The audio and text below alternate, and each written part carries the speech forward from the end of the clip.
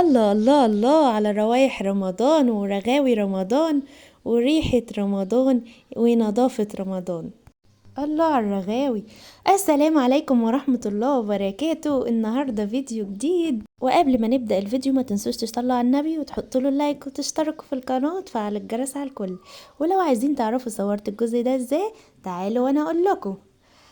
اول حاجة طبعا الفيديو بتاعنا فيه فكرة جميلة، جبنا كرسي الحمام ويكون فيه فتحة كده، وبعد كده جبنا عصاية وفيها طرحة ربطناها فيها، قلبنا الكرسي وحطينا فيه العصاية بالطرحة بالمنظر ده. بعد كده جبنا طرحة تاني وربطتها برضو، وبعد كده ثبت العصاية كويس في الارض وثبت الطرحة فيها. جبت توكة من عندي موجودة في كل بيت طبعا وعملتها بالشكل ده. بعد كده جبت الحامل، عملت حامل ب0 جنيه بجد، حامل بجد تحفة تحفة تحفة، نفعني جدا جدا وفكرة بجد جميلة.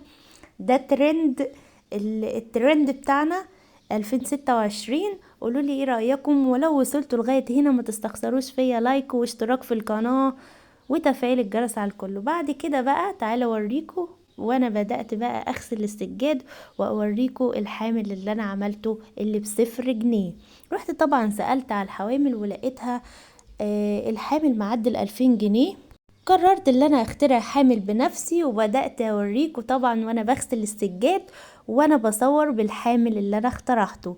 ودي كانت اول سجادة ودي تاني سجادة ومصورة بالحامل اللي انا عملته. قوليلي ايه رأيكم، وما تنسوش تشتركوا في القناة وتحطوا لي اللايك وتعليق حلو منكم علشان خاطر بيشجعني وبيديني طاقة ايجابية ما حصلتش. ودي كانت تالت سجادة ومليكة بتقول لكم حطوا اللايك. ما تنسوناش في اللايك والاشتراك علشان بيفرحني جدا جدا. وكل سنة وانتم طيبين، اشوفكم في فيديو جديد.